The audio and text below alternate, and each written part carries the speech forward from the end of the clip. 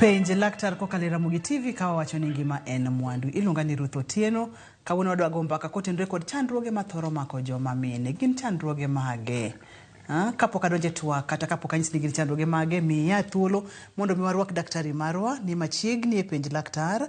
Moribo nyisowa nyingi, in wuod kanye, ilony e tuoche mage, kae to wadonje twak achiel kachiel. Erokamano Ruth, an iluonga ni Dr. Ephraim Ochola. Awuod Mbita Mfangano. Adil gi tuoche thieth mar joma mine. Erokamano nya daktari. Wamoro mar bedo kodi e penj laktar. Thoro wach kawuono en tuoche mathoro mako duong' joma mine kata vaginal infections. Ineno ni wago mbaka ni koso wateni gi kidi matino. Erokamano Ruth, en aduoko erokamano kuom luonga mondo mi wawuoye e yore mek tuoche mathoro mako joma mine e yor kaduong' joma mine. Nikech gin gima bedo very common. Wawacho ni en shida ma ng'ata mamiyo thoro bet godo. Koro en topic maber kwalalore.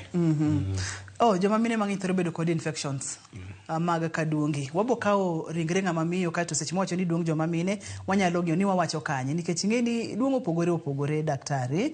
Koro inyalo nyisowa ni ka ema kawuono dwa kete maino kawuono thoth tuoche kata thoth chandruoge mathoro mako en kama e system mar ng'ama miyo kwa kete yo machuok. Koro waneno ni mae mwaluongo ni genital tract mar ng'ama miyo. En yor nyodo mar ng'ama miyo. To yor nyodo mar ng'ama miyo chakore gi piny. E picha kae nitie komokwa onyiso maber, lakini nitiere dho vagina mwaluongo ni vulva. Kasto koma kwarni kae koro e vagina. Kasto kwa dhi mbele to koro wayudo mfuko mwaluongo gi dho ngere ni uterus. Kasto malo kucho to koro nitiere fallopian tubes gi ovaries. To kawuono kwadwa wuoye e tuoche mamako kaduong' joma mine, apani wabro wuoyo ng'enyne wabro dwel mana e duong' ng'ama miyo piny ka.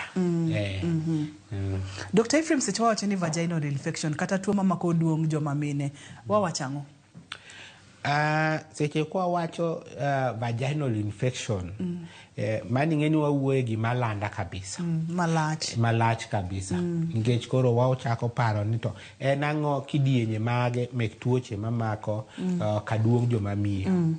To kwachako wawacho ni tuoche gi nyabedo bacterial infection, ginyabedo viral infection, to ginyabedo fungal infection. Magi kaluwore gi kute makelo tuoche gi.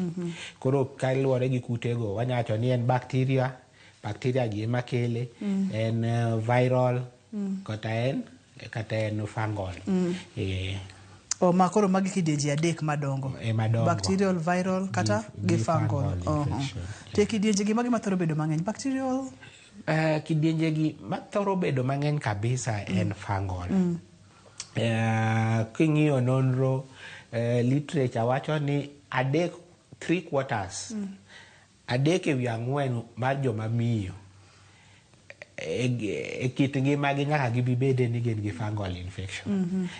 Nyaka bibede ni fungal infection obedo gi dalili moro ni fungal infection okadho kuome. 3 ewi 4.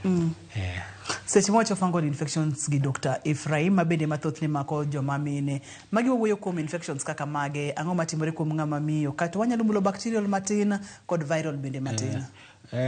Kwachaka kod wuoyo kaka vagina mar ng'ama miyo ningoro bede. Iyudo ka nitiere nga e vagina kanyo nitiere nga bacteria moko mabeyo. Mwaluongo ga ni lactobacilli. Gin bacteria kata mana e del nitiere bacteria moko ma gin gikonyo dendi. Gimbe gikonyore lakini gin bet gi kanyo konyo del. Tiyudo ni bacteria gi mondo mi gibede e vagina kanyo, gi maintain gima luongo ni pH mar vagina no. To pH no onigoro bed ni en acid. Acid chande anwa chiwne example gi pindim. pindim mane acid wach kech kech wach to koro buru to koro en basic koro environment mar vagina onego bed ni en acid to gimomiyo environment onego bed kamano okonyo mondo kik tuoche bedi mano bende is a way mar protecting koro ka pH no ko odhi mobet malo to nitie gik magro koro yudo ka fungal go grow koro yudo ka nitiere bacteria moko ma koro kibeyo gimbe ka gidonjo to gi interfere gi bacteria moko mabeyo ka to interfere gi pH no koro yudo seche moko ka bacteria moko bende grow to cause infection maluongo ni bacterial core infection koro kendo ka gi interfere gi pH no to koro fungal ka be grow koro mineno ka ng'ama miyo sana maluongo ni yeast infection kata kidhi no daktari to nyisi ni gi candidiasis candida no dongere waluongo ni candida albicans en a fungal koro en very common to grow kaluwore gi thuolo moyudo en ni environment olokore koro nyalo grow kata immunity mar del odok piny matin yeast infections othoro ga bedo mang'eny mokalo tiende ni ka pH mar duong' mamiyo lokore to inyalo bedo kod yeast infection moro ang'o manyalo chwalo mondo mi pH ni olokre daktari pimonwa ni ka bakteria gi maricho odhi loko pH ni kaito fungi ka bende dongo ng'ato nyalo bedo kod yeast infections ang'o mathoro loko pH mar duong' ng'ama miyo ma ang' no kete ong'ala mamalo mar yudo kata yeast infection ma wadwa kete maino ni koro king'iyo nonro maber iyudo ka gima maintain that pH en bacteria moko mwawacho ni mabeyo ka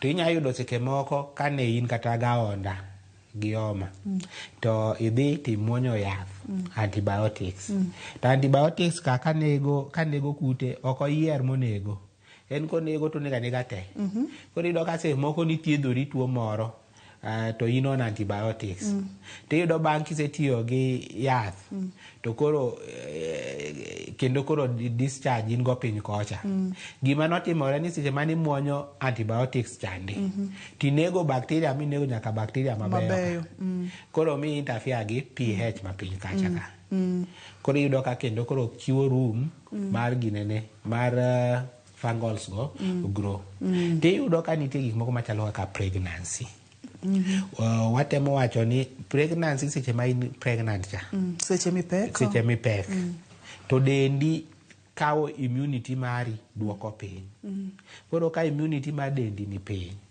to koro miyo thuolo mar gik moko machalo kaka fungi kande grow koro yudo ka mano affect immunity mar dendi nitie tuoche moko kaka diabetic mamiyo immunity mar dendi dok piny nitie tuoche moko kaka HIV infection makelo kiwango mar immunity mari ni piny to miyo thuolo mar gik machalo kaka fungi kande dhi malo nitie thieth moko kaka wawacho kaka chemotherapy yien moko ma ji muonyo kaka matelo immunity mar del piny kaka steroids magi ka dendi odok piny askeche mek dendi ni piny to miyo gik machalo kaka fungi go koro yeast go dongo to ko magi nya donge maber kabisa to en ka duong' ni kocha to ipimo ni gik mang'eny nyalo miyo gini timore kuom ranyisi ka ng'ama miyo nigi opek entiere kod ich weche mag diabetes kata mar sukari daktari antibiotics bende semulonwa nikech antibiotics gidhi to nego nyaka bakteria mabeyo ma ang' no mi ng'ato bedo kod thuolo mar bedo kod yeast infection oral contraceptives tiende ni yedhe mag komo nyuol kaka neno e picha wakani mulna kama na matin daktari koro iyudo ka hormone awacho tani hormones nitiere hormones madel nitie godo ma affect the pH koro kaka oral contraceptive mineno wawachono o affect the pH of the vagina nitiere hormone moko kanyiluongo ni progesterone no affect the pH of the vagina otemo mondo odhi malo matin to kaka nwawacho ni ka pH no owe bedo ma acidic chande to koro fungal ka nyalo grow koro kata oral contraceptive affect the pH of the vagina Kapok adonjo e kidieny machielo kaka ng'ato nyalo ng'eyo ni nitiere kod yeast infection kata vaginal infection, gik moko kaka stress, kaka koso nindo ma ok kare ahinya ma bende thothne timorega ne joma mine. Magi bende nitiere kaka nyalo loko system mar ng'ama miyo. Wawacho ni stress affect immunity mar del. O strain askeche mek dendi to askeche mek dendi dok piny. To kaka wawacho ni dok piny mar askari miyo gik mora mora kata gik moko mane askeche onigore bed ni golo nyalo koro bet malo. Koro yes, wanyacho ni stress ka askari mek dendi odhi piny nyalo miyo fungal yeast infection bedo malo. Mori nyalo mulo no mula gino ka maka ng'ato neno to nyalo chichi nyaka bede ni nitiere kod infection. Erokamano Ruth, wawacho ni dalili ma nyiso ni inyabedo ni in gi yeast infection. Dalili mokwongo en gik ma wuok kaduong'ni. Wawacho ni discharge. Ng'ama miyo mora mora to nigi discharge. To nitie discharge ma normal. To ma ka yeast gi grow to koro iyudo ka discharge no pogore. Sana sana iyudo ka en gi whitish discharge. Onya bedo ma very thick to en white. Ka seche mowuok no tiyudo ka koro owuok gi ilo iguonyo piny kucho kabisa. To koro ka hilo no beti tiyudo ka nitiere gima luongo ni inflammation. Inflammation okoro iyudo ka kucho bet makwar. Obedo inflamed to ili to seche moko kata kiromo gi wuon pachi to koro nitiere some burning sensation nikech friction ma betie chande. To ng'enyne iyudo ka discharge cha emiboneno ka bromi alert ni discharge ma white thick topek nyisi ni there is something. Koro iyudo ka nitiere itchiness, tiyudo ka en sore. Kaso because of that inflammation kiromo gi wuon paru iyudo ka koro nitiere burning sensation moro kanyo. Koro ineno ni nitiere some mago dalili mek yeast infection. Iwacho nitiere normal discharge kod white discharge ma bro nyiso ni ng'ato nitiere kod yeast infection. Mulnwa discharge ma normal mondo mi oganda ong'e ni ma ata en normal, ma biro rachar to pek ni ma ato ko en normal mana kaka iwacho. Joma thoth joma mine ibo bet ka ng'ama miyo ting'eyo discharge ma ng'ama miyo golo, though wawacho ni obet kopogore kaluwore gi cycle mar ng'ama miyo. Nitiere seche ma but mostly en ga clear. To ibo yudo ka seche moko omedore obedo a bit mucoid. En ga bit of mucus. Seche moko ka ichiegni chopo ovulation katikati mar period mari. Koro nitiere clear, normal to ken fall onge gi smell. To ineno ka en clear. Onyalo increase to bedo mucoid towards ovulation kaso bedo normal. Seche mano is a normal cycle gi discharge ma bedo ma kawaida. To koro kochako bedo ineno ka en white ochalo yogurt en mathik mapek. To bende obedo accompanied gi dalili mowacho mek guonyo gi soreness no. Tineno ka yabedo ni seche moko seche ma ibedo gi yeast to seche moko nyabedo gi koro harufu moro chako wuok bende. Kono ni koro kato infection nyabet. En mana kaka Dr. Ephraim owacho gi magi ranyisi ma kineno to inyalo chichi nyaka bede ni nitiere kod yeast infection. Owacho no kacha ni iwinjo ka gima kaduong' ni ili. Ok kamano daktari? En kamano. Seche ma iriwori gi wuon paru ibro winjo rem. Ni wacho ni irritation koso rem, pain, irritation. En rem moro machalo gima orewni wang'. Burning sensation. En rem moro ma burning. Ma during koso after? Ibro winje after sana. Mostly they feel it after sex gi burning sensation.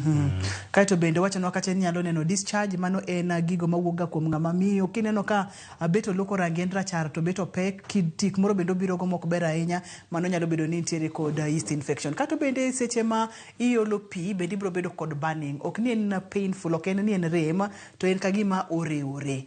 Waka uyweyo ka waduogo kineno ranyisi gi enang'o gini monego be ni timo mapiyo piyo kaka nyalore. Complications mage mathoro bet kikidhi mabor kikisudi.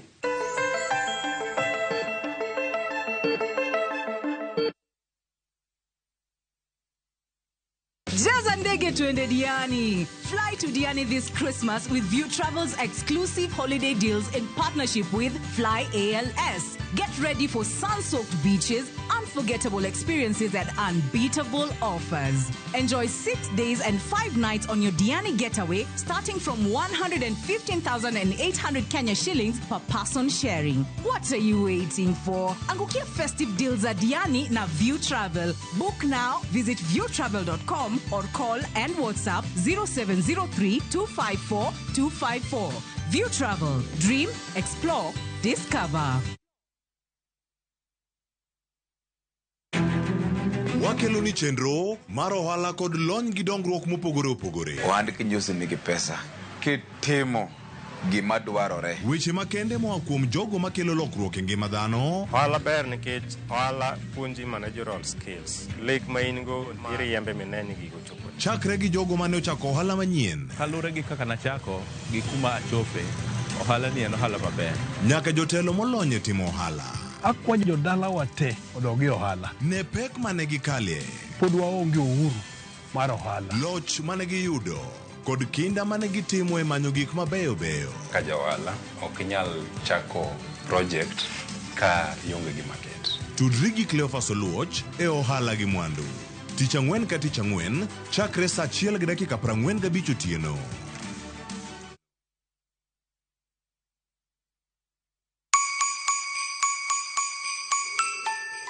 This Christmas, Mama Soko Basket is making your holiday shopping easy, healthy, and super affordable with fresh veggies you love. And the best part, you get to select the items that you want in your basket. Onions 1 kg at only 59 shillings, skuma wiki at just 20 shillings, spinach at just 20 shillings. But that's not all. There are other amazing baskets on offer this Christmas, like Mama Mpenzi basket for all your festive essentials, Sherehe basket to get the party started, daily basket for all your daily lunch offers. Dial *487*5# and select your items and buy straight from your phone. You'll get a code sent to your phone, then pick up your fresh goodies from any Quickmart supermarket near you. Super easy, fast, and so convenient.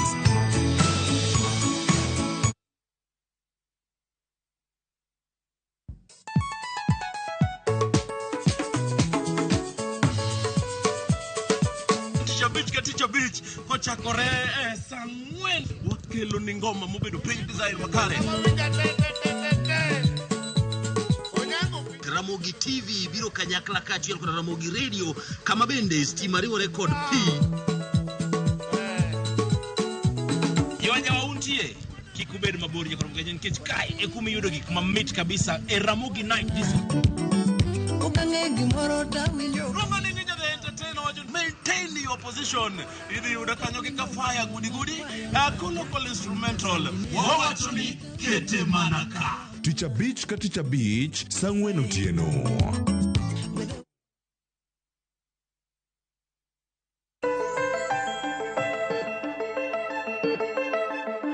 Penj laktar ko kale Ramogi TV ngima en mwandu. Chenro ni biro ni achiel kachiel kowuok e studio wa Makisumo. Wantiere kod Dr. Ephraim e studio ka wang'yo yeast infection kata tuoche mathoro mako duong' joma mine wadendo kata gi dhowe gini vaginal infections. Ka waketo maino e yeast ka nikech e mathoro mako joma mine. Daktari ng'ato neno ranyisi gi kaka ipimonwa ranyisi gi.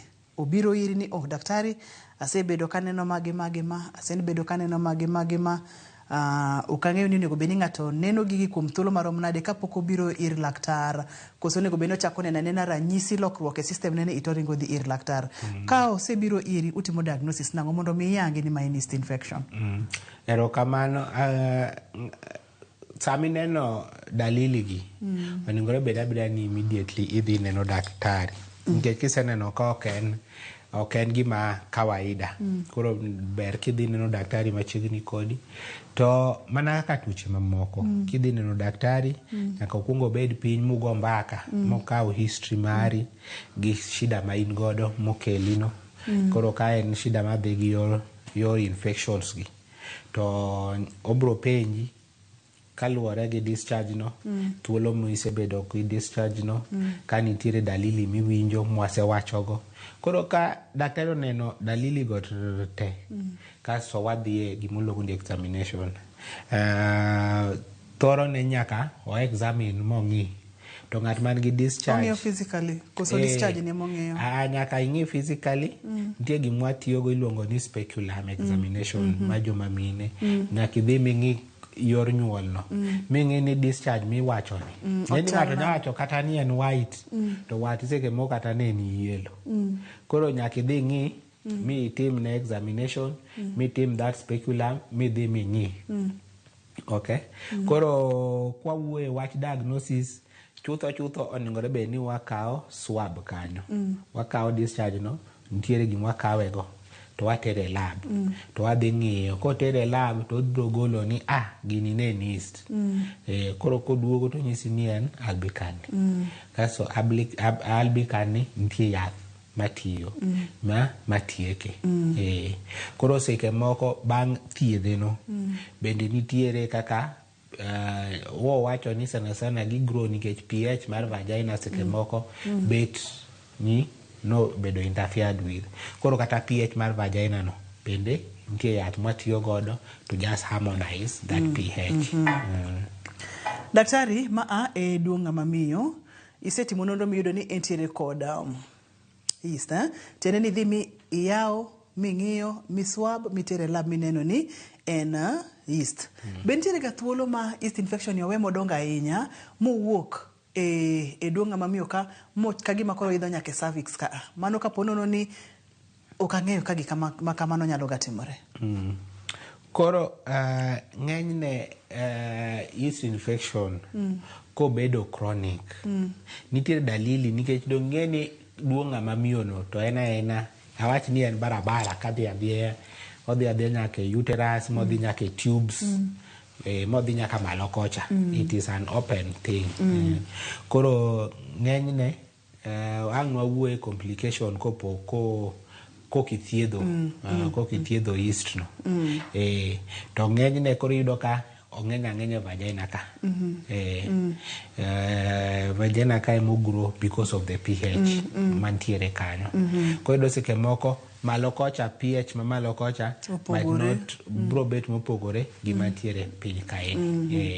Weche maliekore kor pap daktari ni ng'ama dichuo samoro nyalo miyo ng'ama miyo yeast infections.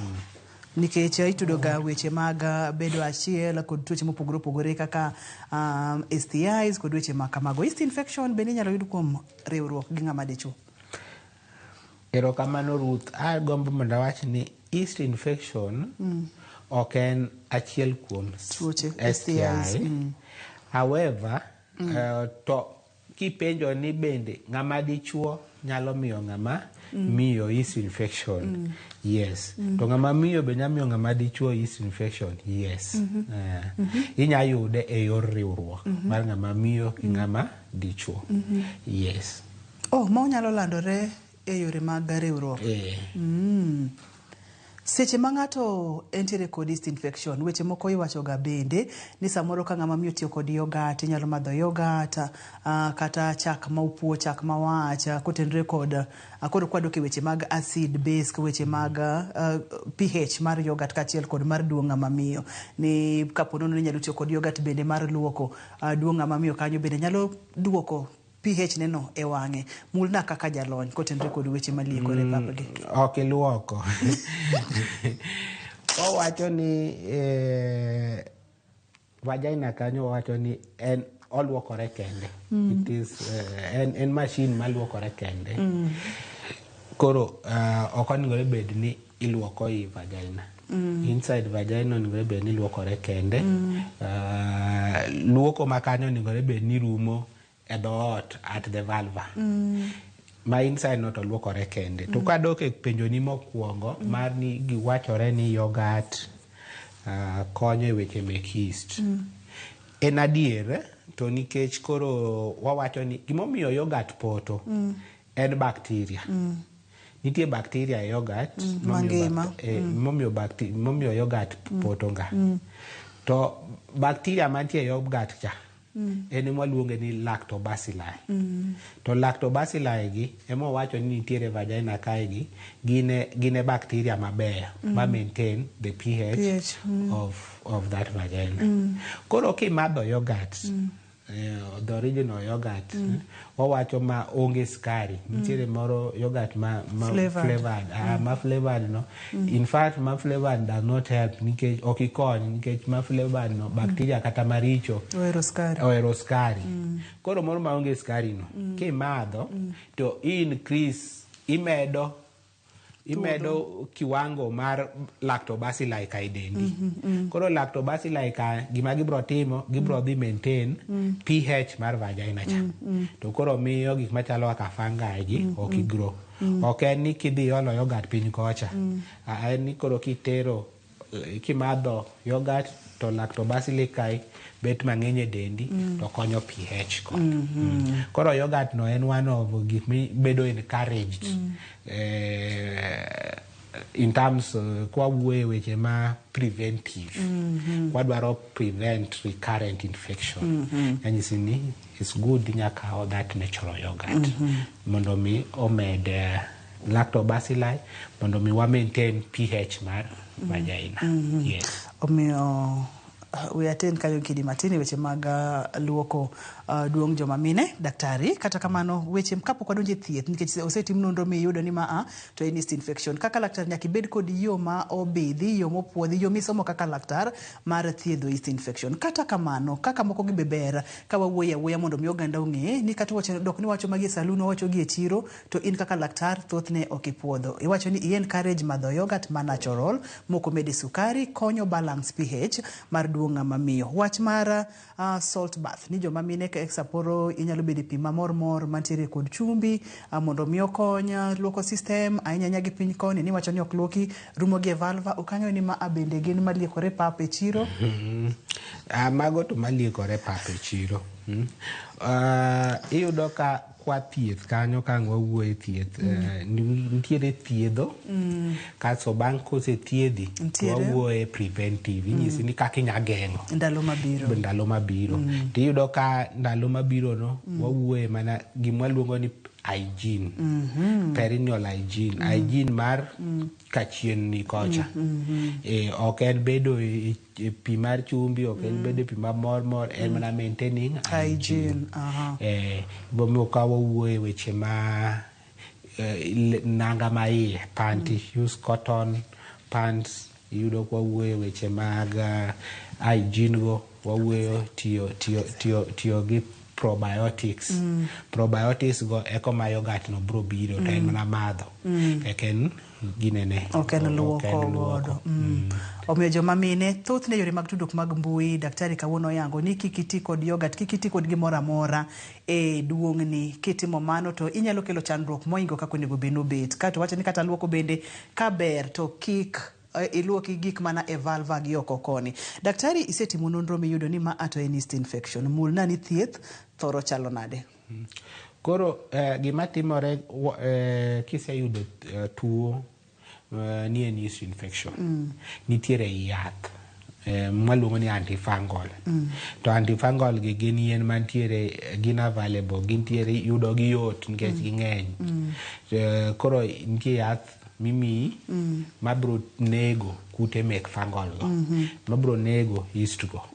To bang' nego yeast go nitiere yath ma kendi nya tiyo godo ma balance pH mari. Koro kindi yath matigo mantigo yeast go nitiere mimuonyo, nitiere mabedo inserted piny kocha. To nitiere moko mabedo cream. Ma cream chande wach ni mo chal mo miwiro.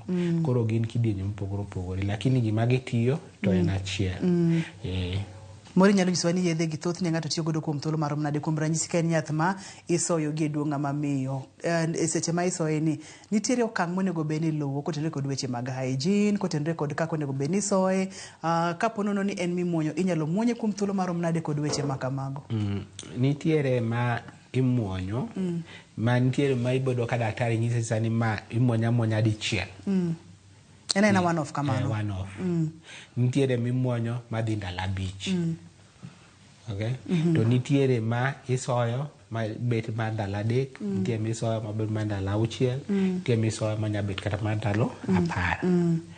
To bang' kise thiedho kanyo, daktari nya miyi ni bang' ma koro chak iti gi mar balance pH no. Koro bang' pH no, then the third step, nyaka wuoye weche mag preventing it. Koro preventing it kanyo, daktari nyaka bi lalre kodi e yor machalo kaka hygiene go, lewni mirwako go, ma iye go, kod tiyo gi gik maluongo probiotic ma wawacho machalo kaka yogurt go, weche machalo ginger ka, gin probiotics.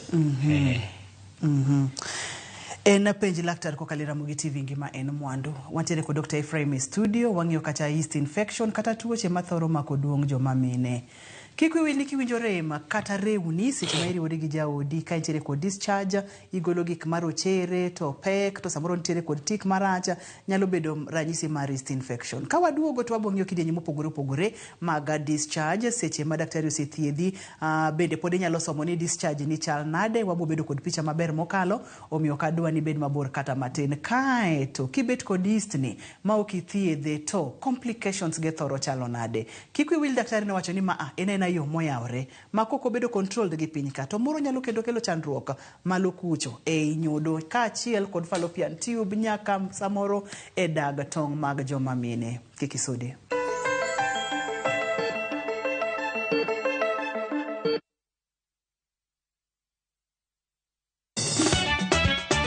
Tugo koro eka iye ochacho. Party is a party. Ka gik moko medo mana fwenyore, to ngima bende medo bedo matek e boma maduong'. Gimoro amora ma Nyasaye omiya, ok awene jachien. Yud mor e ngimani kokalo e gik matindo. Onge ka mwaluoro bwana ochiel chunye no waketi pile wacha. Miane ngima Nyarkochia kod osiepene kachiel kod joodgi. Kata lit tijiere ya ilak chogo. Ok ginyal weyi ma ok inyiero. Ero jomahero walo. Ero ng'at manyisa gik moko. Nyarkochia, tich abich ka tich abich, saa 1:55 otieno. Mana e Ramogi TV.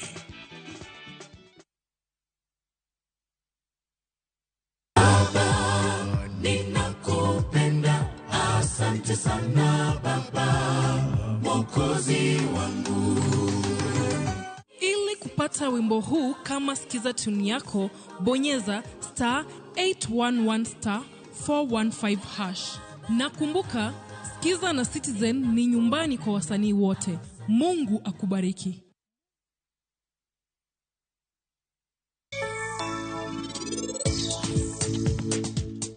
I'm sorry Rajvir. Mwana nikech kawuono wacho ni miriambo. Kata kamano anabro wacho ni adiera jochieng' miboduogo kae. Jomami ote e piny ni ohero nyithindgi. Saher bende bro mana hero nyathine kaka iwachono. Saher gi Rajvir emanoresa. Ang' moyo ineno kipara mokwongo. Kapok ikawo okang' marachni. Baba koro romo. In gochne polise sani. Kare. Very good.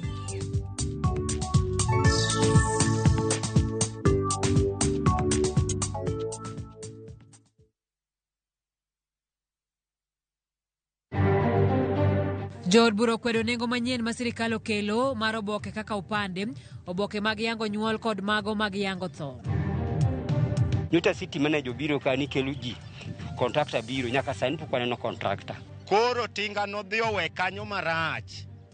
To kano we marach to koro e hinyruok ma pigni e koro inyo wago kar kae ndima koro pigni obiro nwa nyaka e mier koni. Jopiny maka puothe nigi luoro kaluwore gi oula masani ng'ong'onegi kendo buogo darogi kaka yande otimore negi.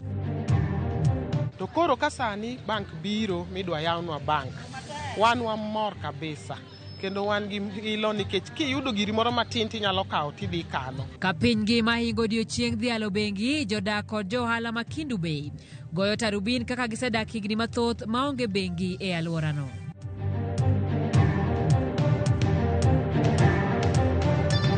Sour petroleum jelly repairs dry skin and moisturizes like no other. Non-sticky like no other. Great quality product from Pwani Oil.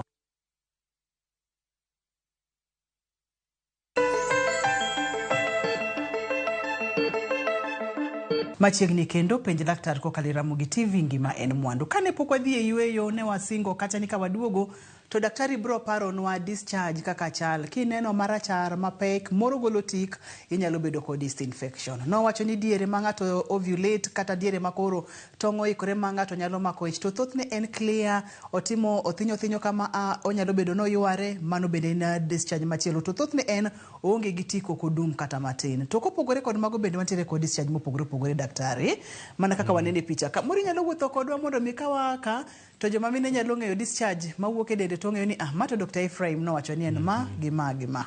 Ero kamano Ruth, awa wacho ni discharge e dalili mokwongo mar infection mar vaginal infection. To discharge ni bro nyiso kabind tuo ma inya bet ni ntiere godo.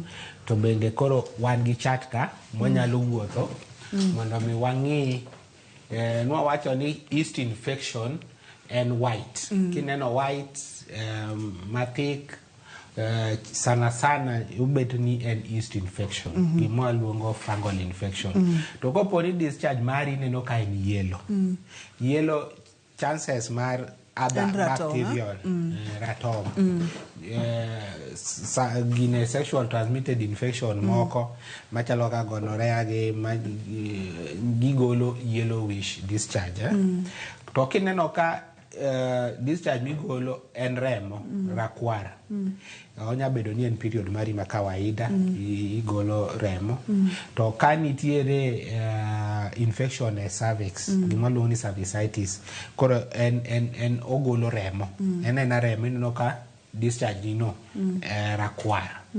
Nitie gik mabedo growth moko mabedo e cervix kanyo waluongo gi ni polyps go. Koro polyps go bende kopo ni bleed to en remo ne mawuok. Koro kineno remo to nyisi ni chal ni remo ni ya malo.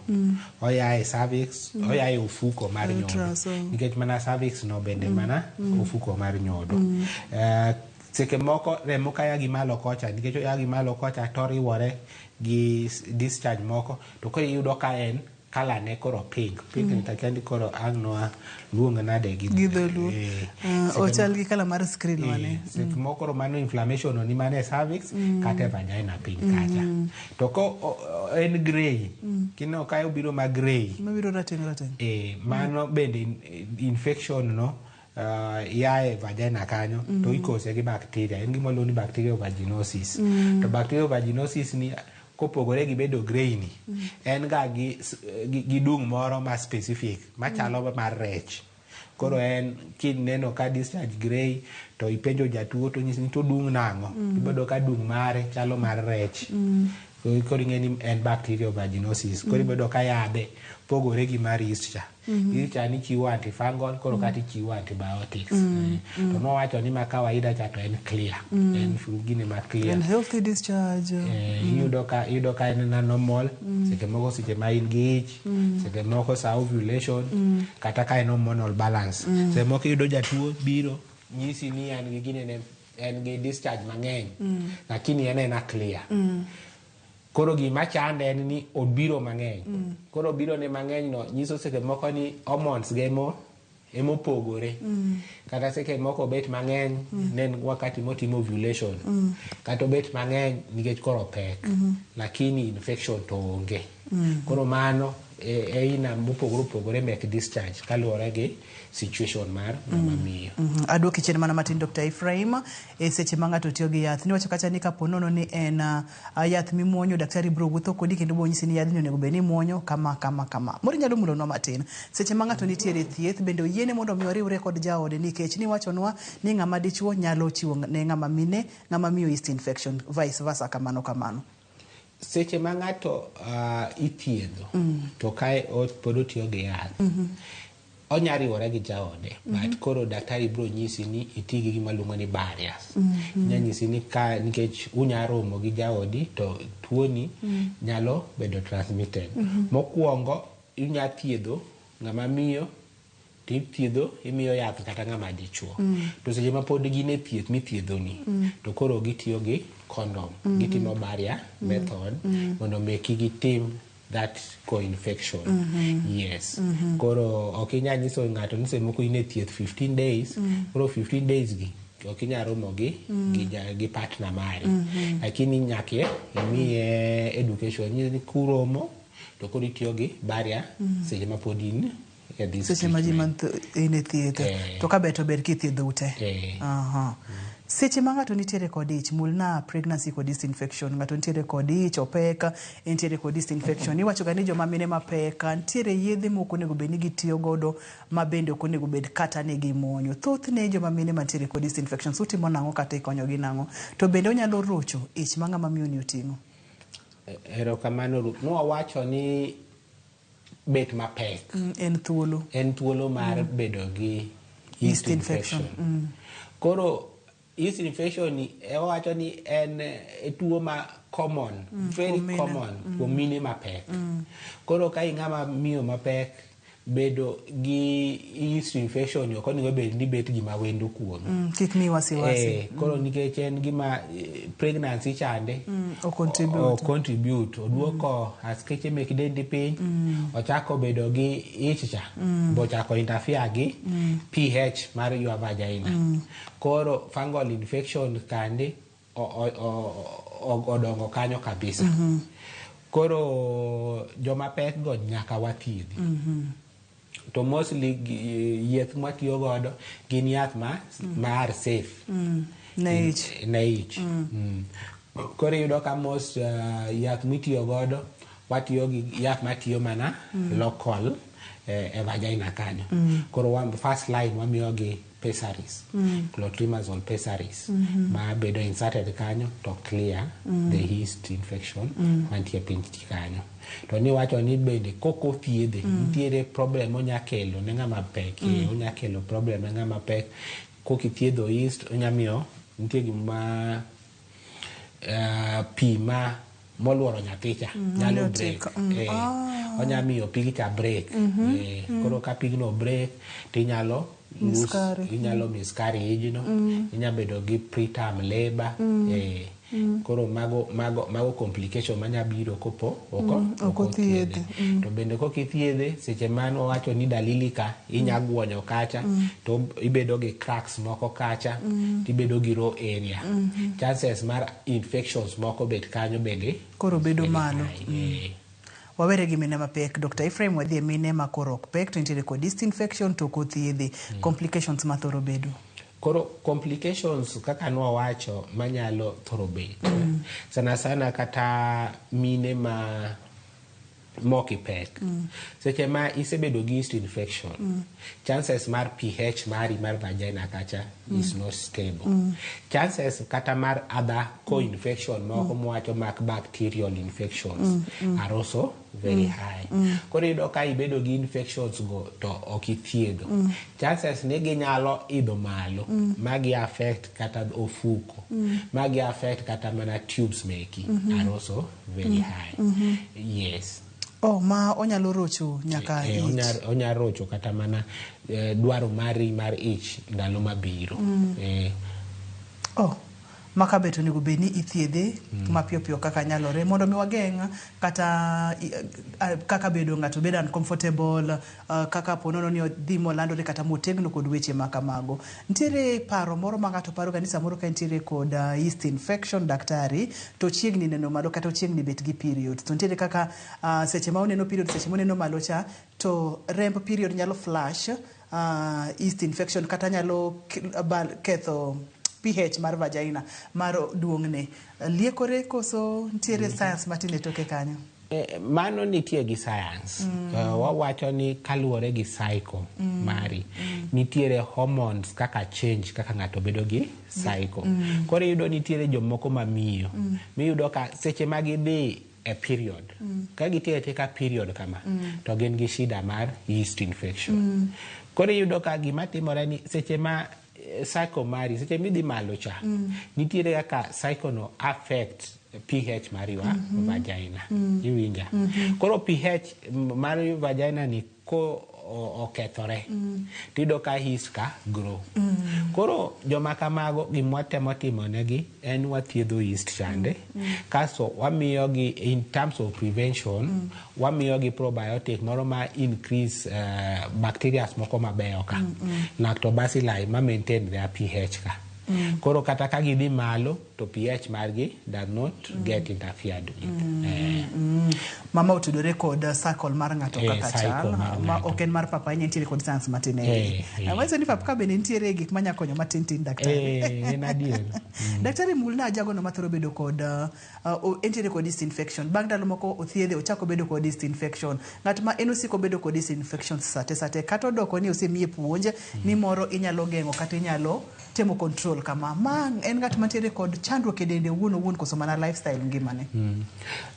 Yeast infection ng'ama kama gik ma bet wawacho ni gin multifactorial, gin gik mang'eny, ok in gimoro achiel. Tiyudo ka fungal gima cause yeast ni. Fungal ni iluongo ni infection en contact. Contact ne kata mane nanga, kata mane chochewa mwadhiegi. Fungal en komoro amora. To fungi koyudo environment maber to grow. Koro iyudo ka nitiere jomoko maseke moko gik ma gitimo, gik ma gitiyo godo keto gi at risk mar bedo gi recurrent infection. To kaka nowacho ni seke moko in gi recurrent infection to in ibiro neno daktari to thiedhi, to seke moko partner mari bende nigi that yeast infection. Bang' thieth mari chaki bedo omiyi godo, then itemo bedo gi recurrent infection.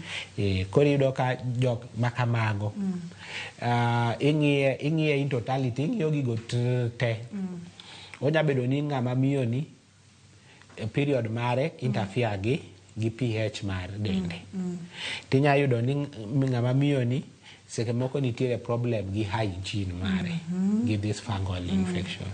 Inya yudo ni ng'ama miyo ni kaluwore kata gi lewni ma iye motiyo godo emomiyo bedo gi this recurrent infection. Koro chutho seche ma ithiedho ng'ato this fungal infection ber ka gibedo both partners mondo mi ging'e.